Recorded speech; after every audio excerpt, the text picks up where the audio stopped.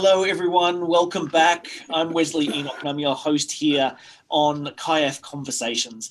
Today, we're talking a little bit about fashion and how fashion kind of connects with our community and our cultures. I've got an amazing panel, which I'll introduce in a second. But firstly, I'd just like to acknowledge the traditional owners of all the countries, all the lands in which we're meeting here today. And wherever you are, all across this nation and across the world, in fact, just to acknowledge the strength of our elders and those who have gone before us, the strength of here we are now in our leadership, but also the hopes and the ambitions of the young people who will be our leaders of the future. So just a big hello and thank you for joining us here at CIAF. And you know, it's people doing it tough out there. It's COVID, if you haven't heard of it. I know many of you are in Queensland and you might think, oh, yeah, we've been pretty safe here. But there's lots of people around the country doing it tough. And I just want to take my hat off to CIAF for what an incredible quick pivot, to use that word, that they've been able to do to put all these things online, and an incredible effort for Janina and the whole team there at CIAF to make sure that these things are out there, these talks, but also the different galleries and different ways of purchasing art, as well as a lot of events. And just to say that tonight, in fact, is the fashion performance, which has its first performance tonight at 7 o'clock. And tomorrow there's the CIAF Art Awards, again at 7 o'clock. And on Sunday, there's the closing ceremony that starts at 2 and a big concert that starts at 3 o'clock in the afternoon. So still lots of things to go on with CIAF, but this is the last CIAF conversation. Now, to lead us to our incredible panel, I mean, I've never seen so much pretty in one room. Can I say that now? In terms of designers, in terms of models, in terms of the ability to just put culture there, just extraordinary people. So we have Simone Arnol, who's there, Lynelle Flinders, who are joining on the couch there with Benita Williams, and also all the way from St. Paul's community in up in the islands there, Ahwang. Just a big hello to you all. Thank you so much for coming and being part of this amazing conversation. This is the first time we've had three people on one couch. I think, watch out, there might be some cheekiness from that couch. I'll find out as we go through. Hey, I just wanted to start by saying, look, fashion's one of those areas that we go, oh, how do you get into it? What is it about? Like, we all wear it. We all put it on our bodies. But how do you get to start off with the idea of fashion as a way forward? Lynelle, I might start with you just to start with. How did you get into it? Why is this the thing that you are getting involved with at the moment? I fell into it, really. The first fashion parade I was a part of, not fashion parade, the first fashion thingy I was a part of with Kaya. That was back in 2013, and I had just finished my art course, and I liked the textile side of it, putting my story in textile, and I was told by the curator at that time, Grace Lee, she said, "Oh, you get it." I didn't know what I got, but obviously I got something, and just graduated from there. Simone, you've got a similar story. How did you just fall into it as well? How did it happen for you? Yeah, exactly. I fell into it as well. My first fashion performance was in 2015 with CIAF. I initially got into it through the traditional dyeing process. It was important for me to promote that traditional practice, and I use fashion as a cultural tool to promote that. I use sustainable materials, and I incorporate traditional dyeing practices in that process. And from that, I did a collection, and in 2015 was my first fashion performance. We might come back to this because I think that especially dyeing is one of your very special kind of areas, and I've got some pictures to share with people in a second. Benita there, so, you getting into it, what age did you start in terms of the fashion area, and what role do you play in these fashion performances?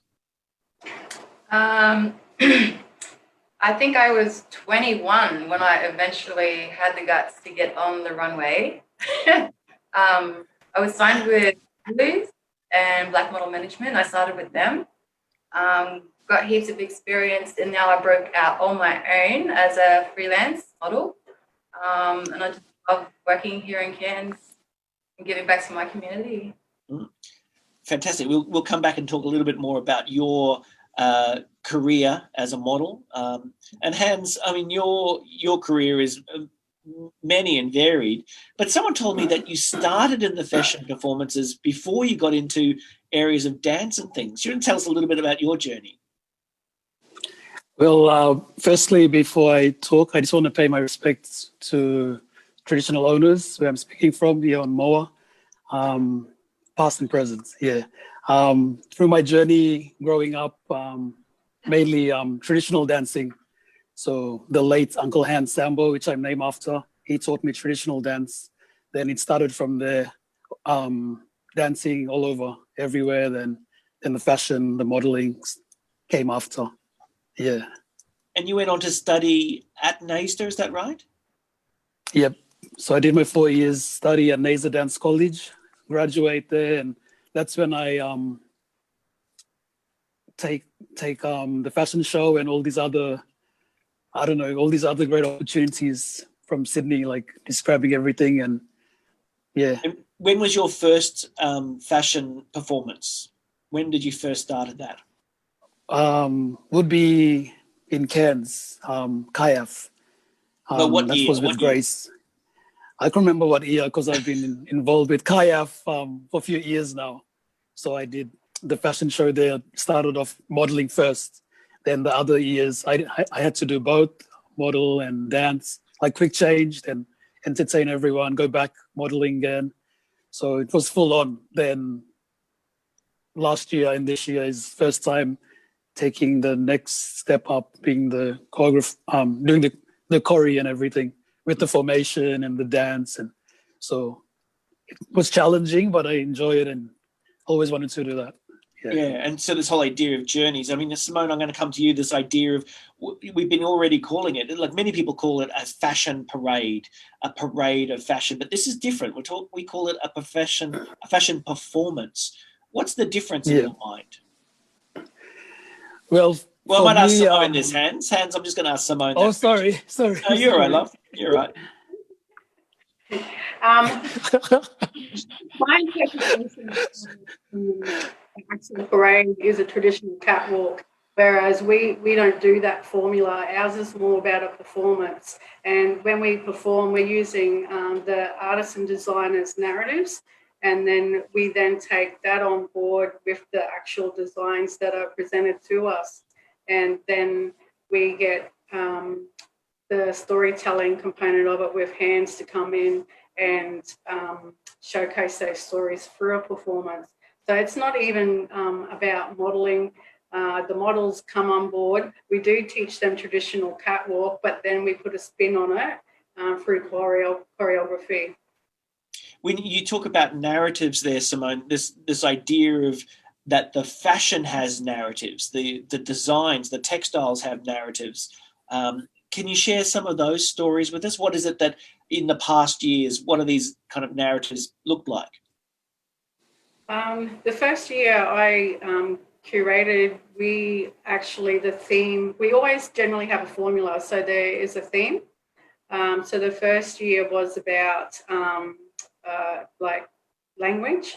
So when we do the expressions of interest to all the designers, we always say, what is your theme through, for that narrative? So you got to make sure that your design showcase that theme, and we then present those stories. Fantastic.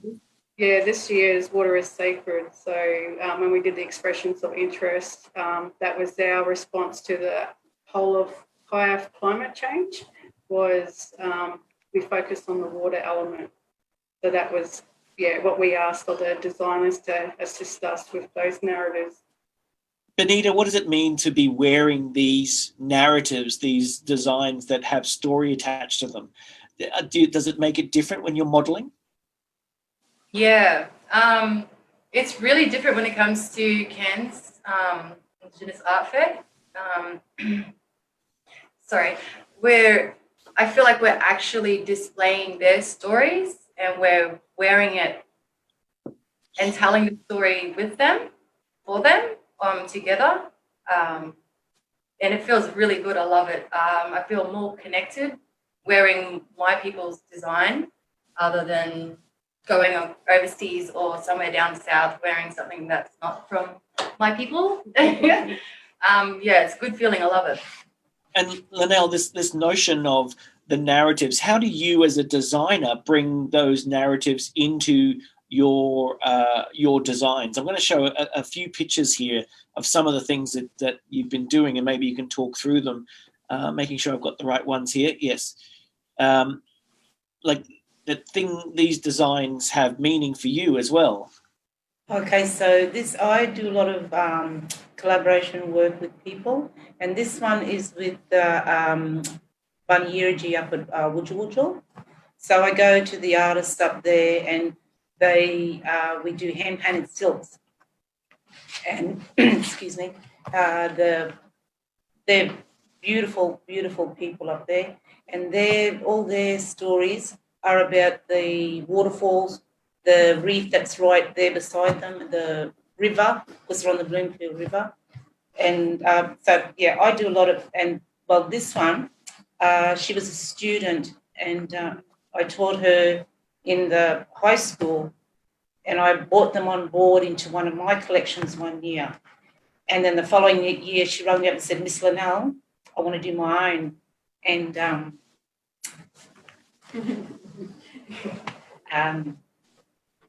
in her last year. It makes you feel proud by the looks of it, Lynelle. Yeah, she was, thank you, big school. Oh, no, gorgeous. Grade 12, and she did her own collection. I just printed the material for her. She picked out her designs and whatnot and put it all together, and I was just so proud of her, yeah.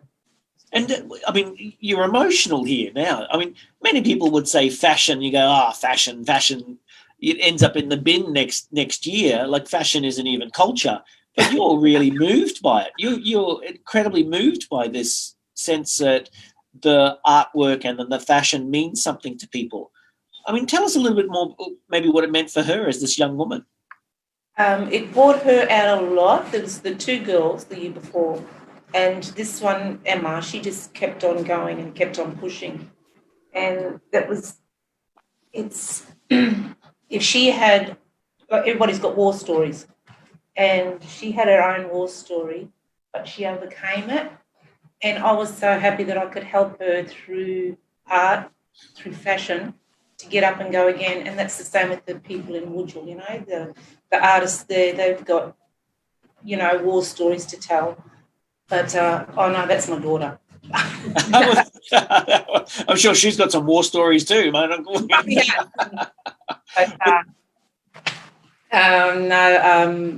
Just working with the people, helping them to get up and just to let them know that, geez, if I can do it, if I can do it, anyone can do it. That they can get up and do something. Yeah. I mean, we've been talking about the sense of self-development. You as a dancer, as a model, and also as a choreographer, what does it mean to have your expression through culture being shown in these cultural performances as well? What does it mean as you're seeing young people develop? Involved with the fashion show, it's different for me because we feel more grounded and connected. Where mainstream modeling, it's different. They just put the garments on and just walk, and that's it. Where for us, for our fashion show with CIAF, it's unique and one of a kind, where we show everything. It's all about our culture and everything, all the artists and designers and the local Indigenous models and dancers. So, and also for this year, for me, it's special because we do the runway on location. So we don't, the world get to see that, where instead of you have everybody in the one room, venue, and they pay tickets and just to watch show, just the normal, a runway down and back, where we take them on this journey okay, this is where this designer is from, and this all the everything. It's emotional and it's everything all in the one. But you feel proud at the end. Amazing. We've got Lois Pickering, who's there in the Facebook land, saying that they're very, they're sad to be missing being with you all this very special time of year. Hopefully next year, and just she's giving that. So I imagine there's a lot of very strong relationships that form over time as well. Benita, when talking about those relationships, you were talking earlier about watching young people come out of their shell. About helping them as both a model, but now also as someone who's mentoring them along the way. Benita, do you want to just talk a little bit about what you've seen in terms of the development of young people and their self-confidence? Yeah. Since joining CIAF, since 2014, I've seen, as a starter, it's really emotional just seeing the young girls come out of their shells, because I've been there before. I've been that shy. I've been that scared, thinking that, just listening to other people's opinions and thoughts of what you can and can't do with yourself and where you're from, just believing in yourself. And I see them do that, and it's like you see them grow with each other. We just become a family. Every year we become a family. There's someone new every time. Sorry, a bit emotional. It's an emotional time. Who knew that fashion could be so emotional? I just thought it's something you go down the shop and buy. Yeah. No, it's something bigger than that. There's deep to it. Just stories. Just connections. Yeah. We just take someone under our wings each year, and it's amazing. Yeah. It's beautiful. Simone, I mean, you've been involved for a number of years now.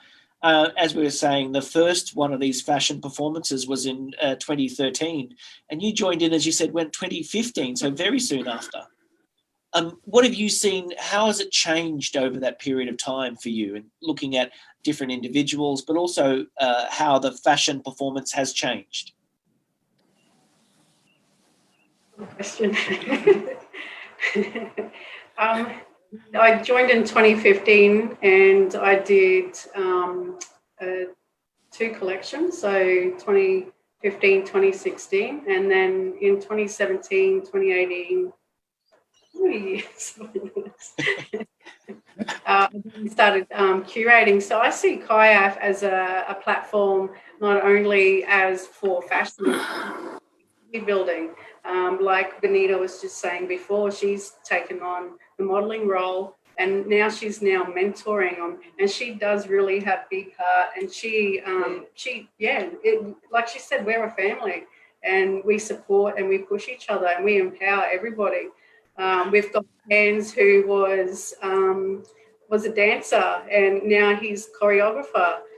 You've got myself and Bernie, who were designers, and now we're curating. So CIAF provides those platforms for capacity building. It's fantastic. Lynelle, literally it's family. Your daughter is also a model, is that right? Yeah, that's right. I do everything back to front. Basically, I won't make it if I can't visualise it on her. So, yeah.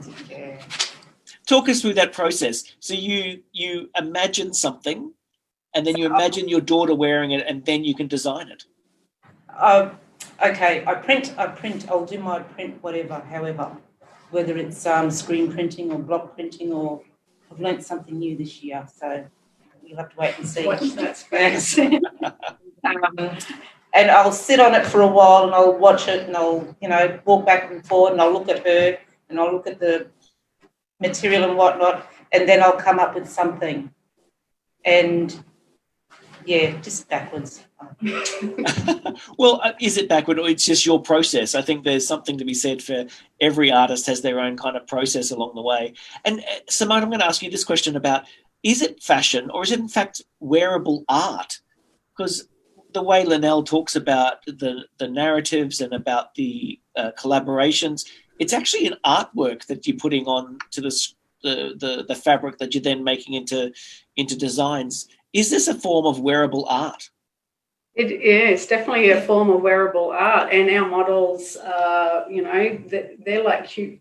It's like an exhibition. The models are the canvas, and they're walking out, and we're providing those narratives through performance. So it's definitely wearable art. Mm.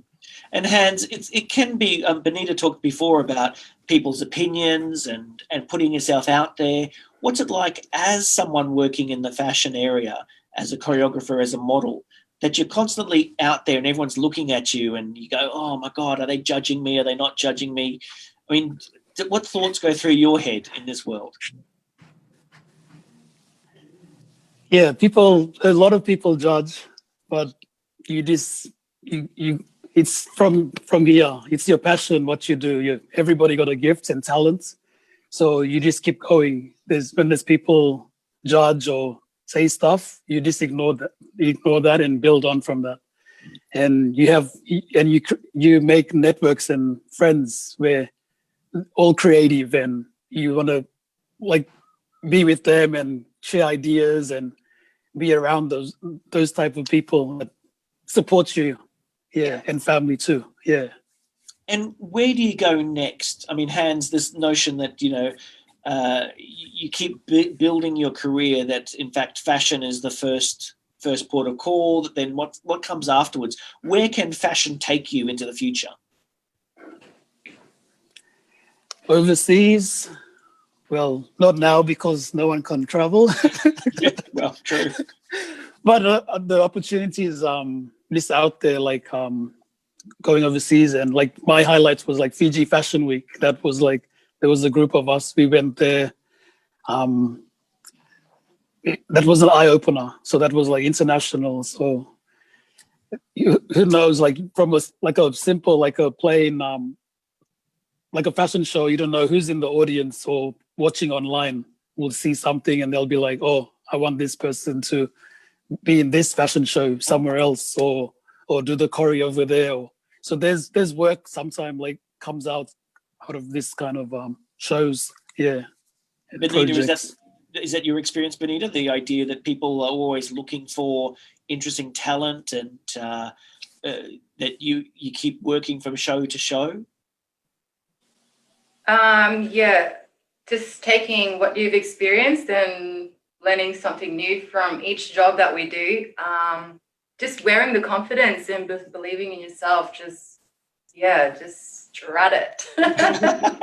Do you think, Benita, that this notion that if you're a fashion model in this case, that's all you can do, or where else can that confidence take you? Yeah, no, that could lead to heaps more. Like even just working with Hans during these shows, he makes me want to get into performance and dance. Just being with him, he's got that energy, and the way he teaches, it's really good. You could go to like modeling, or you could just stick to photography, just photography shoots, or acting, or dance. You might even have a voice, you can go on to singing, or just be the whole lot, all in one. Mm. I like this idea that confidence takes you wherever you want to go, that it's really this idea of being confident. Hey, now, Simone, I want you to take us on a bit of a journey, because we've talked already that the designs that you're doing, that everyone's doing, and that often the narratives that are formed come from a cultural practice or a cultural viewpoint.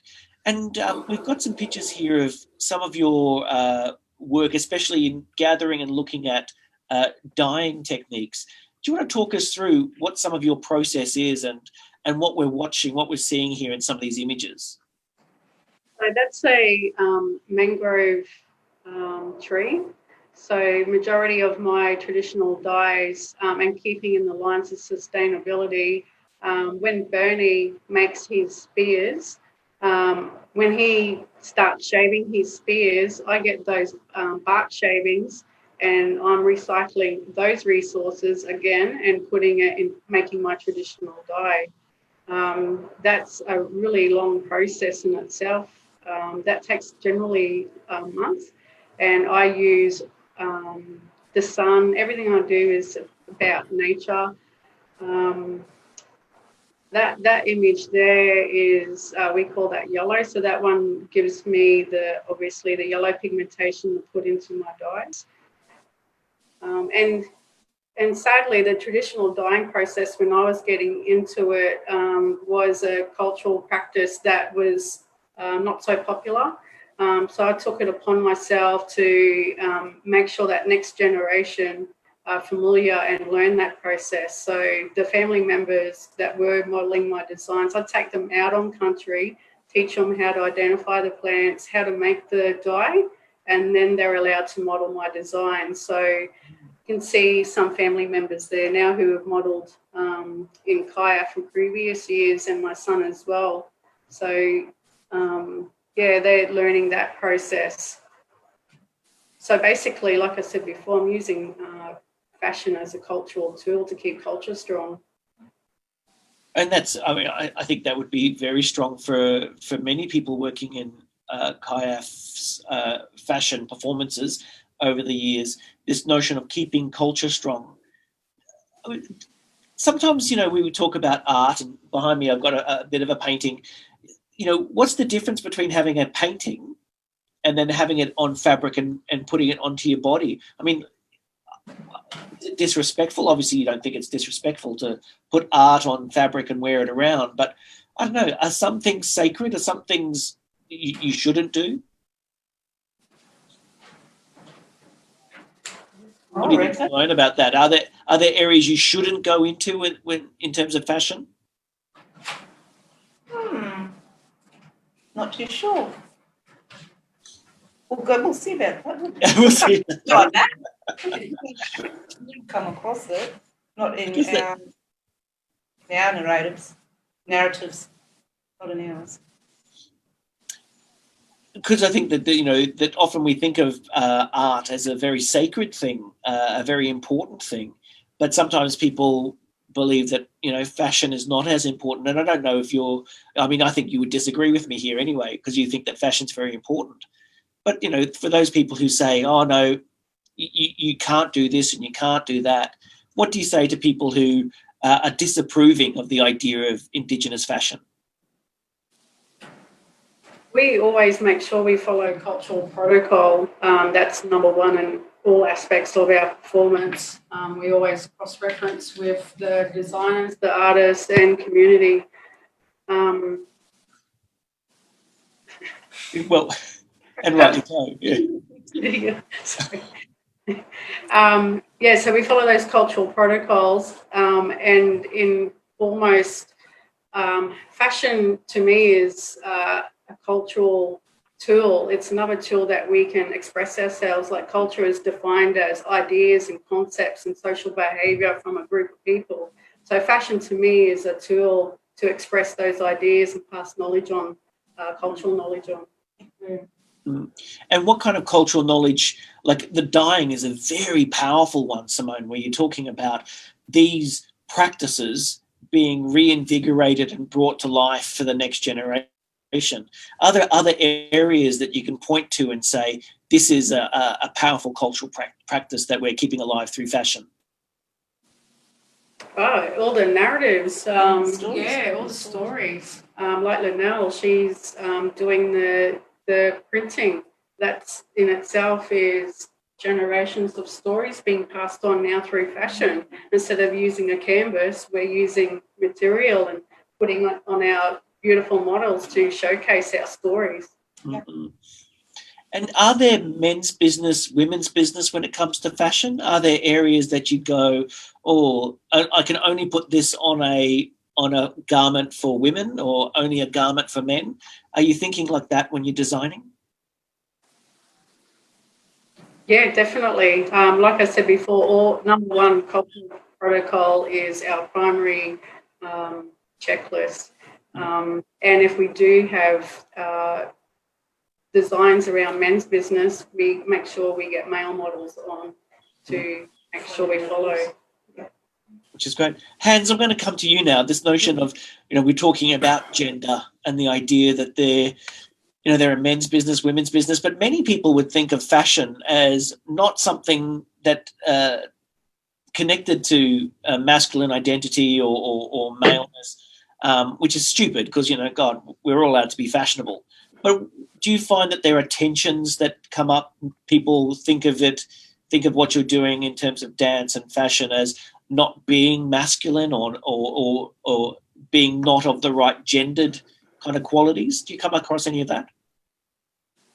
Yeah, but I always tell people who question, I'm like, you don't have to have that look or whatever. It's all different shape and sizes, and it's not about the looks. It's how you feel and what's presented to you. If a designer put the garments on you and you have to, you wear the garments. So you're telling their story and you feel proud, that's the designer's garments on you and you showcasing that. So for modeling, there's all different shapes and sizes, and just be proud of yourself. And it's, yeah. Benita, I can see you nodding your head there. This notion of lots of shapes and sizes, because sometimes people think, you can only model if everyone considers you to be beautiful somehow, or you look like someone else. I mean, is there this sense of being proud of who you are and your own sense of beauty, I guess, too? Yeah, absolutely. I stand by that. I believe everyone should feel beautiful no matter what, no matter what size, shape, color, belief, anything. We all have to be happy with who we are. I think that's really true. It's important. I mean, I think I don't know about you. I'm a bit older than you, I think. But that notion of when I was growing up, there was this really, really terrible feeling that darkness was actually evil or not pretty or all of those kind of things.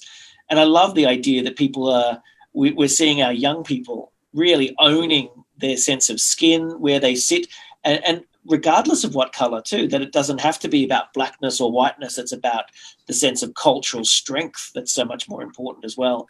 And do you find too that there's as much conversation around colour of skin in the modelling world, or is that's not really an important thing? No. What are you? Not here. Not with us. Yeah, and I think they're very old-fashioned, out-of-date kind of ideas, so it's good to kind of be challenging them along the way. Going back to Lynelle, this notion of collaboration, that we've already talked about how everything is an amazing collaboration, that you're working with community members, and when you're talking about the design, but also then you talked about the designers of the actual fabric, the cuts of the fabric as well. Do you want to talk us through that process? What do you mean? You might help design the actual fabric design, but then someone else helps do the garment itself. Okay. So this year, I actually collaborated with someone else for my stuff. So UTS in Sydney, I gave the fourth year fashion designers a brief, and I printed my material and told them what I want, and they came back with some of these designs. And look, I'm a sook. I cried when I saw it because it was all about. It was mangroves. It was the mangroves because of the colour and the mess that all the roots make. I mean, you might think it's a mess, but geez, I thought that was great. So to print it, it looks really good. And there was that, and then it was great for me to have someone else help me this year. Otherwise, we do everything on our own. We print, design, sew. The only thing I can do is I don't get up on the stage. And why not, Lynelle? Why wouldn't you get up on stage? No, I'm good. I'm good. Well, I think we're hearing what's going to go on next year when Lynelle gets her solo moment on the fashion. But talking a little bit about tonight, without giving too much away, Simone, what should we expect tonight when we're watching the fashion performance? So basically the theme, Water is Sacred, is taking you on a journey through the Cairns waterways. So we start off at the reef, through to Green Island, to the beaches, to the mangrove, to the waterfalls and to the inland. Using those waterways and the narratives of the designers, we're basically making you aware through messages that are like happening today, like socially around our community. For example, there's rising sea levels in the Torres Strait and like in the Gulf, in Mornington Island, all our islands. There's mangrove dieback in the Gulf.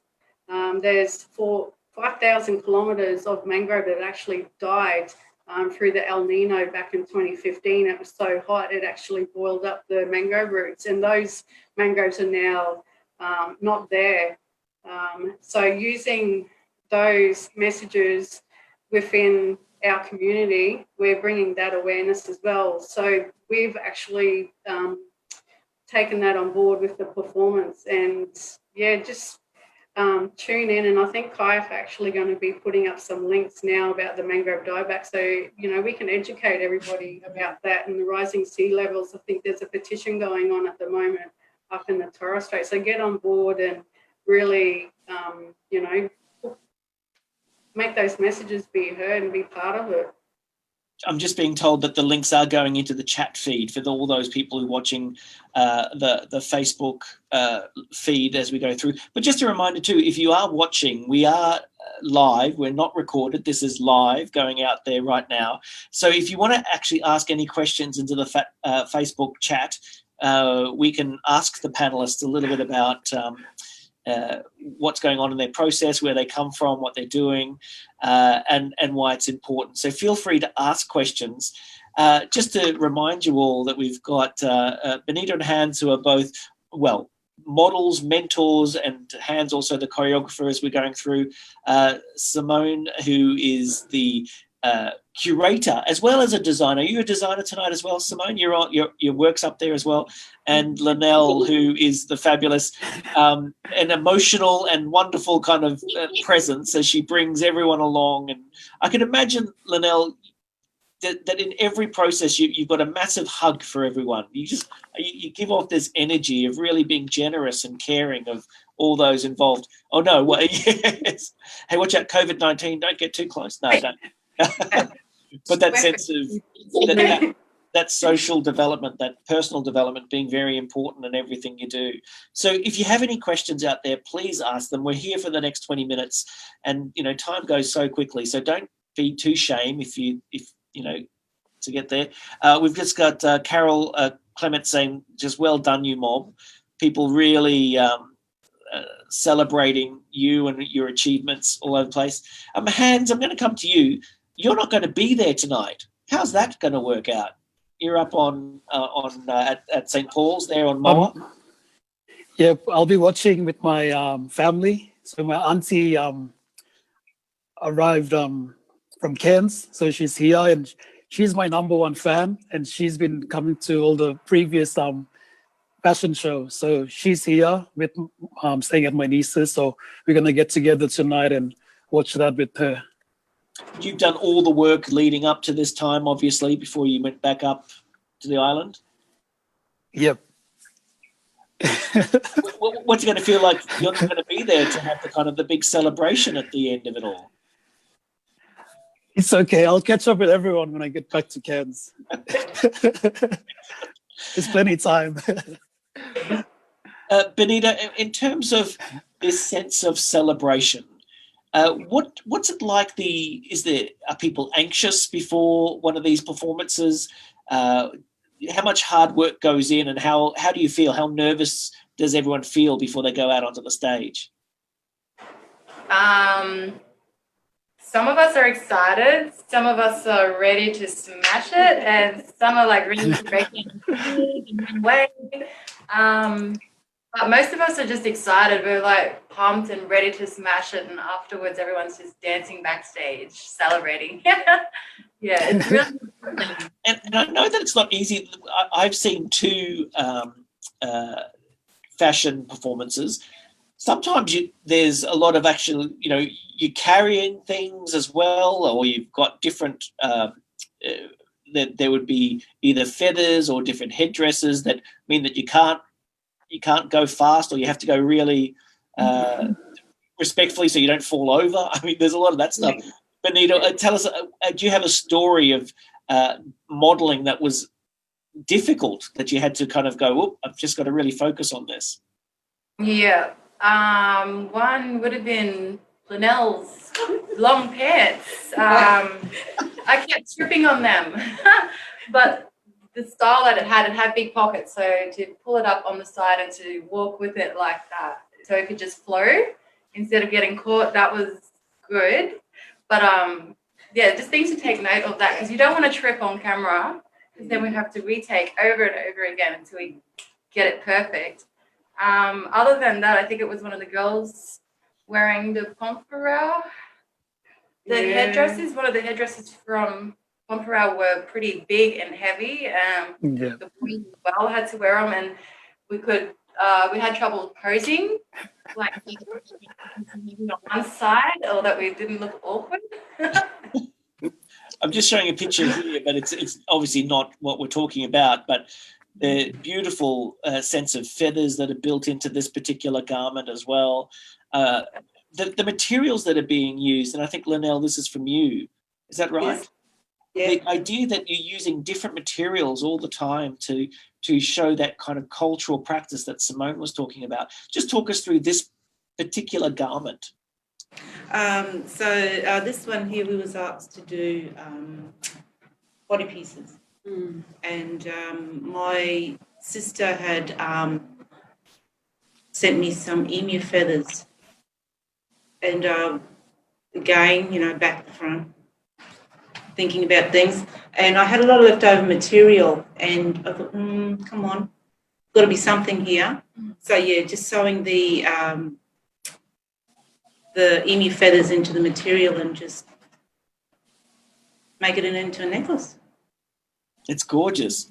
I mean, do all of these items, do they go up for sale, Lynelle? Do you sell these as one-offs, or do they stay in your own personal collection? I'd like to sell them as one-off, but because we do, they're in a size 10 or 12. And, an auntie comes up to me who's size 22, well, I can't give it to her. So, I've got to change my direction, I think, and go for all sizes. All sizes. We've just got a few people here. Jebro, I think I'm saying that right. Villaflor is saying no question, but a big, shout out and lots of love to all the CIAF family in 2020. They can't wait. They're just seeing the magic this year. Such amazing magic. Christina Papadimitriou, I think I said her name right. She says she loves hearing from these creative people about such amazing event.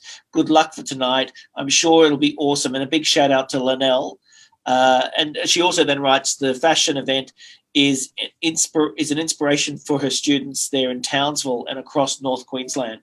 So the sense again about reaching out. And this is the first time. Is it correct that? No, it's actually been filmed before. There's always been some live broadcasts. Is that right? Was this the first time, Simone? Yeah, this is the first time that CIAF has actually provided a digital fashion performance due to COVID. But in saying that, everything happens for a reason, I believe, and I thank CIAF for being innovative and giving us the opportunity to still go and provide a digital performance. We can take this worldwide. Yeah. We can provide these digital platforms in our own personal brands. Let's take this worldwide. And going back to Lynelle's point, is there a chance for there to be mass production, or to find if there's a manufacturer for some of these designs to get more than just the one-off, but perhaps have a series of things? There is, if that's the way people want to go, but I wouldn't want to have my stuff mass produced.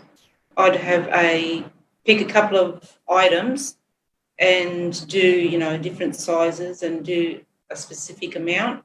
Yeah. And then so that's it until another 6 months. So first in, first served. Yeah, right. We've got a little, a little comment here from Jack Wilkie Jans. Jans, who says, loving your top, Simone. And I guess he's referring to the fact that you're wearing the flag. And there's been a bit of conversation about the flag recently, about who owns the images, who owns things. And we don't have to have a big discussion about it now, but this notion of there are things that we wear that have a political kind of story. Why are you wearing the flag today? What does it mean for you? And why should we be wearing the flag? I'm wearing it to empower the mob. It's. I feel personally, and I'm not talking on behalf of anyone else. It's our flag, and I'll wear it with pride. And that idea that there's the Dreamtime round that's happening in Darwin this weekend, and also tomorrow is the anniversary of Captain Cook planting a flag up on Possession Island, as it's called there. I mean, there's such a kind of political environment that we're existing in. And is fashion an act of politics? Wearing a flag, wearing these designs, is it a political act? Go on, Simone, go for it. Okay. Honestly, don't know how to answer that. Well, I'll ask Lynelle then. Yes, we love it. But, is it political also, the stuff that we make? It could be if you took it that way. But we're not looking for politics. We're just looking to empower ourselves and anybody else who's around us and help each other up, not, pull anybody down. And sometimes it's not. It's not politics for us. It's storytelling and telling truth. So if people can't deal with that truth, then that's their issue. Yeah. That's our culture. It's our history, and we're just slapping you in the face with story through fashion. Yeah. And that sense of strength. I mean, Benita, I see you nodding there. You go, yeah. If you can't cope with it, get out of my way. I'm walking by. I mean, there's a real sense that. What do you say to the critics that either think about politics or want to give you their opinion when you don't want it necessarily? How do you cope with all of that? Don't respond to it. Yeah, just don't respond to any negativity. Because I think that nowadays, lots of people on the internet. There's also now, especially we're here on Facebook as well. People can put comments here. People can watch the fashion performance tonight. Do you read the negative comments, Benita? Do you read them and see anything about them, or you just go, no, I still do the things that I need to do? Yeah, I read them, but I don't let it sink in. I don't hold on to it at all. It's not important to me. That's their thoughts. The way they feel, that's none of my business. Keep scrolling. Well, but that whole idea that no one else gets to tell you who you are. You get to say who you are. You and your family and how you grow up there. Hands this notion of how do you deal with the critics? How do you deal with people on internet or who come and give you negativity? I just keep on doing what I'm doing and just be deadly, just like everyone else, and just be around positive people that will uplift your spirits and you keep going forward. So, yeah. I think if there's any example of that going forward, it's a fashion performance, because you just keep moving, don't you? You just keep moving. Yes. Well, I want the... Oh, sorry. Yeah. No, you talk, love. What are you about to say? No, all good. I just want to go, just as we're wrapping up in the next eight or so minutes here, if there's any questions, please put them in the Facebook comments and we'll pass them on. I'm just going to ask each of you now, what's your advice to the next generation of designers or choreographers or models or people who are interested in getting into fashion? Lynelle, what's your advice? What's the thing that you think, go for this? This is the something you should really, this is what you need to do. Yeah, give it a go. You don't know until you try. It's not heavy to carry. My mum said you got to knit, you got to wear clothes. Learn to sew, learn to cook. You got to wear clothes. You have to. So, you know, just look, just give it a go.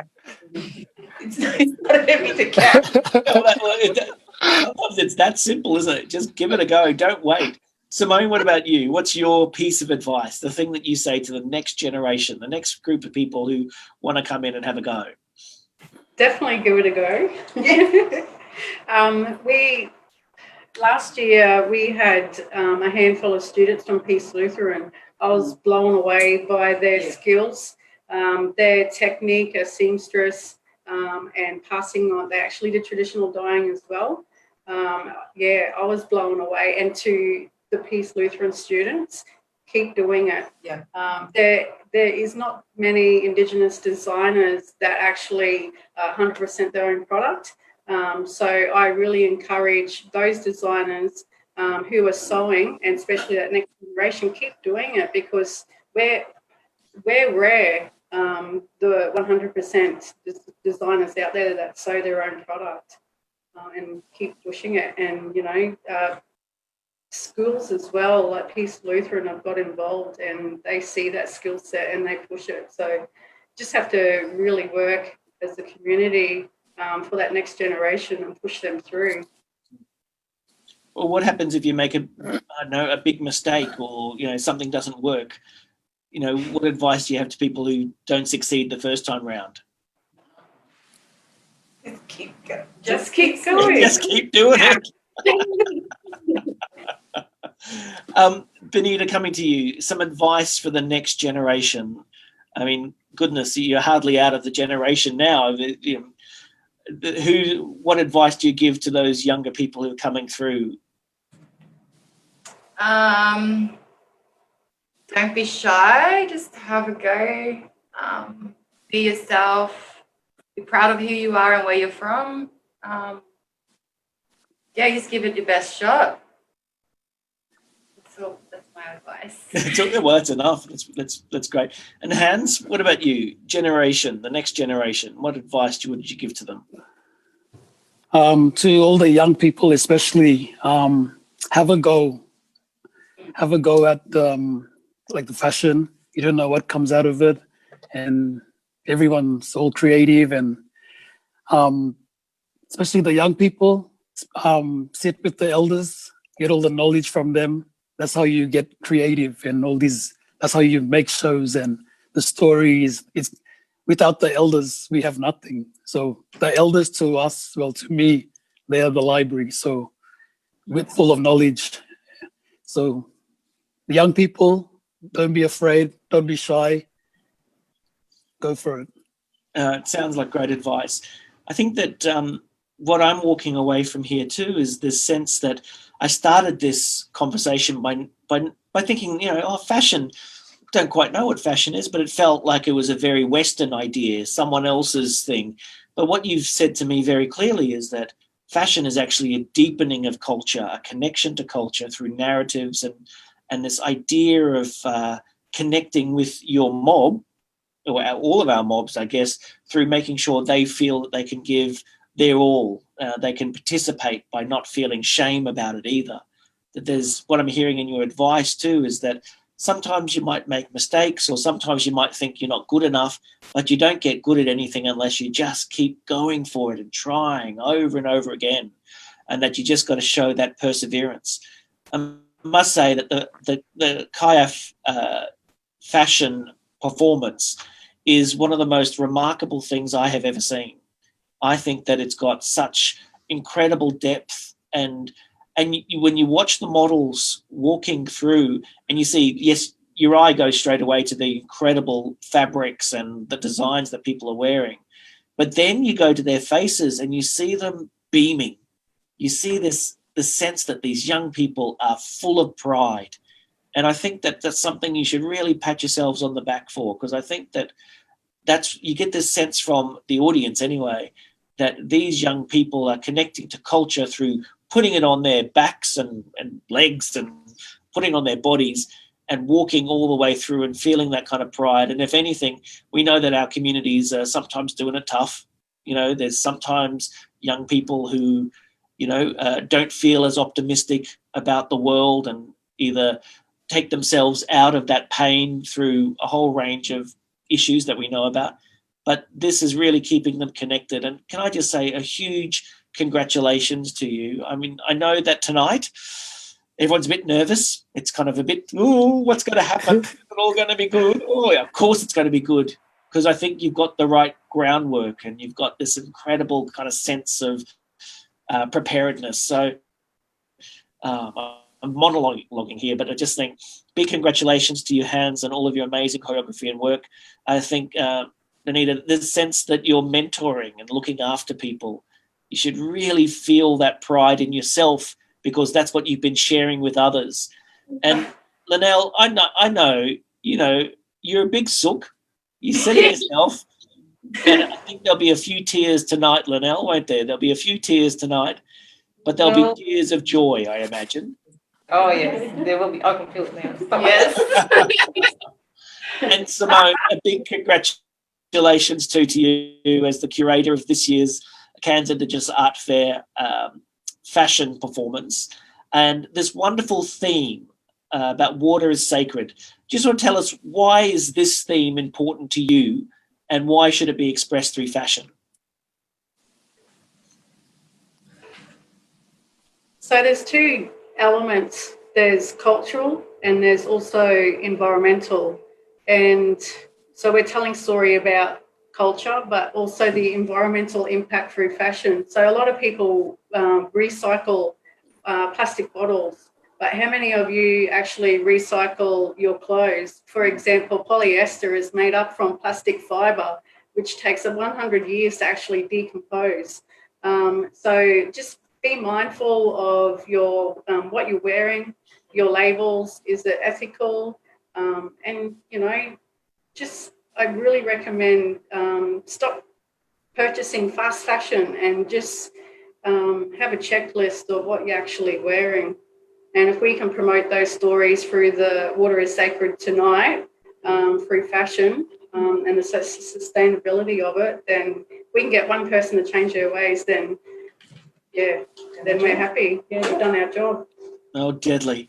All right, well, we're going to finish right now, and we'll throw to a little bit of the teaser that's for tonight as a little bit of a kind of get everyone excited. If you're there listening and watching in the safety of your own home, you can tune in tonight at 7 o'clock to watch the Cairns Indigenous Art Fair fashion performance.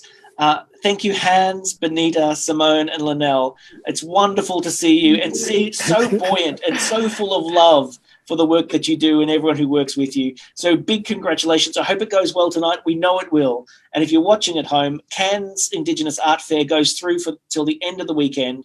There's plenty of things to get involved with. But I'm going to throw now to the back room there, and we're going to go out with the trailer, the little teaser of the Cairns Indigenous Art Fair fashion performance. Thank you very much. Thank you.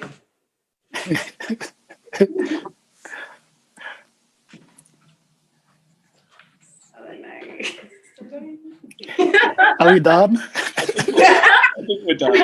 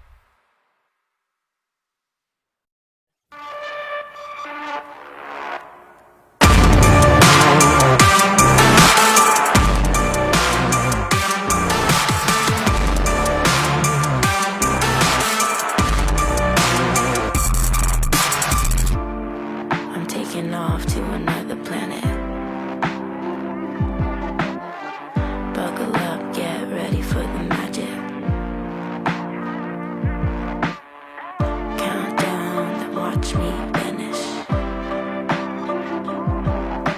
4, 3, 2, 1. Now I elevate. Way up here. Way up here. Now I elevate. Way up here. Way up here. Water is sacred.